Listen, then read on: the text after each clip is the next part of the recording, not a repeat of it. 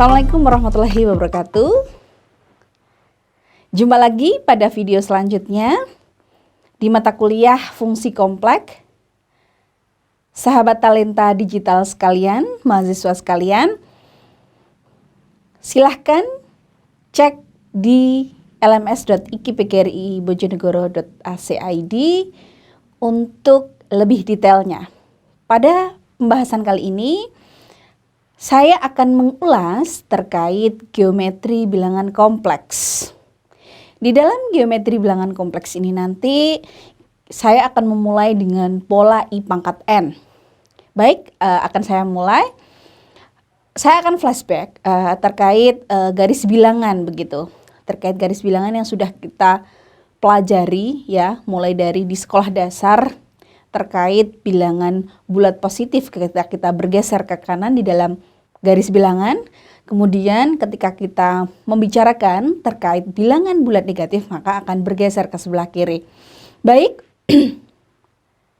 sahabat talenta digital sekalian, perhatikan slide yang ada di video berikut. Di sana ada garis bilangan di mana ada 0, kemudian ada 1, 2 ke kanan, ada negatif 1, ada negatif 2. Sekarang kita coba menganalogikan dari misalkan kita punya 1 itu dapatnya dari 1 kali 2 sama dengan 2. Maka itu pergeserannya adalah ke kanan begitu. Jika saya punya 2 kali negatif 1, maka pergeserannya akan terjadi ke kiri sama dengan negatif 2. Nah, di dalam garis bilangan ini hanya ada 2 kemungkinan, yaitu daerah kanan ya, daerah kanan dan daerah sebelah kiri. Di dalam bilangan kompleks ya, lebih lanjut lagi nanti lebih mendalam lagi terkait pembahasan fungsi kompleks, maka di sana ada imajiner. Imajiner inilah yang akan membuat bilangan menjadi lebih luas lagi. Tidak cukup ketika kita hanya membuat garis bilangan ke kanan dan ke kiri. Nah, maka dari itu di sini saya akan membahas ya. Saya ulas dulu mulai dari angka 1. Ketika saya punya I, maka di sana ada akar dari negatif 1. Ketika saya punya I kuadrat, maka menjadi negatif 1, I3 sama dengan negatif I. Kemudian silahkan cek di slide, I4-nya sama dengan 1, I5-nya sama dengan akar negatif 1 dan seterusnya. Nah, di sini saya akan membahas untuk garis bilangan yang tidak mencukupi dalam pembahasan terkait bilangan kompleks. Baik, silahkan cek di slide berikut ya. Nah, di sini perhatikan kuadran yang ada di sana ya. Jadi di sini kita lebih dari garis bilangan. Jadi kita punya 4 kuadran. Ada kuadran 1, ada kuadran 2, ada kuadran 3 dan kuadran 4. Pola bilangan yang sudah kita pernah bahas di dalam bilangan kompleks, pola I pangkat N, coba sekarang diperhatikan bahwasanya I sama dengan akar negatif 1. Kita mulai dari mana? Dari 1. Nah, sekarang perhatikan yang ada di kuadran 1. Ya, di sana ada absis dan ada ordinat. Nah, di dalam absis ada 1 positif.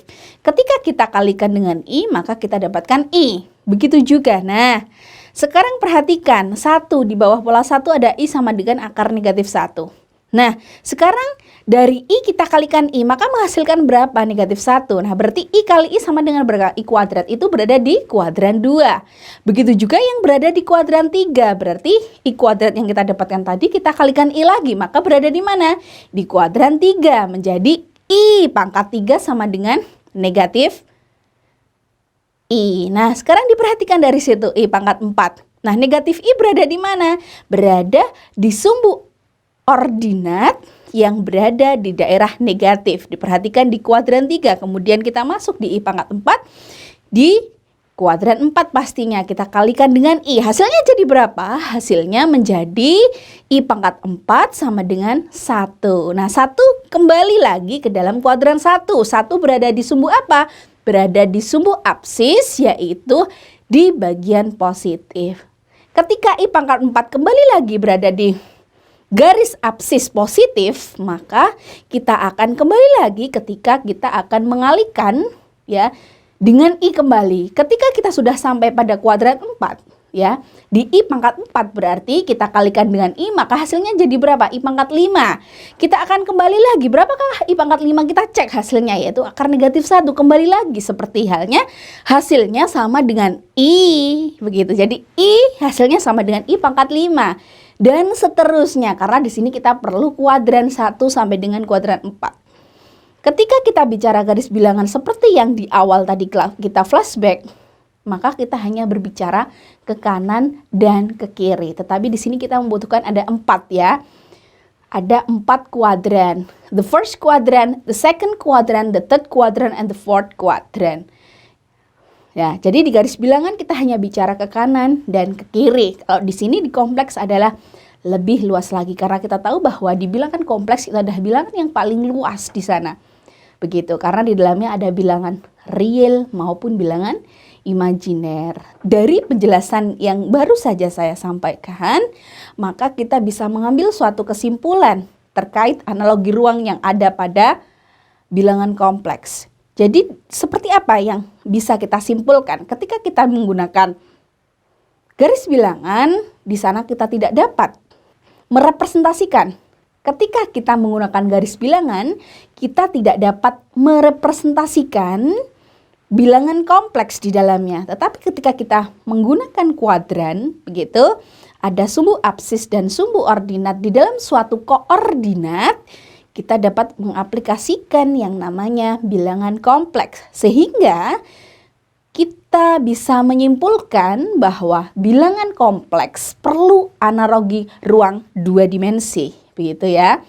Kemudian di kesimpulan berikutnya, kita tahu bahwa ketika tadi di pola I pangkat N kita bergerak dari kuadran 1, kemudian dari kuadran 1 ke kuadran 2, dari kuadran 2 ke kuadran 3, dan seterusnya sampai ke kuadran 4, dan bisa kita kembalikan lagi ketika kita mau mengalihkan ke I pangkat berikutnya lagi ya. Kalau kita sudah sampai I pangkat 4, kita bisa lanjutkan ke I pangkat 5. Sehingga apa yang bisa kita simpulkan dari gerak tersebut? Gerak yang terjadi ketika dikalikan bilangan kompleks, maka seperti apa? Rotasi ya. Sekali lagi saya tegaskan di sini, 2 kesimpulan dari pembahasan kita terkait geometri bilangan kompleks pada video kali ini. Yang pertama, bilangan kompleks perlu analogi ruang 2 dimensi. Yang kedua, gerak yang terjadi ketika dikalikan bilangan kompleks adalah rotasi. Baik, demikian pembahasan pada video kali ini terkait geometri bilangan kompleks, di mana pembahasan kita mulai dari pola I pangkat N. Terima kasih. Selamat menyimak. Silahkan komen di bawah. Jangan lupa like dan share. Sampai jumpa pada video selanjutnya. See you next time. Wassalamualaikum warahmatullahi wabarakatuh.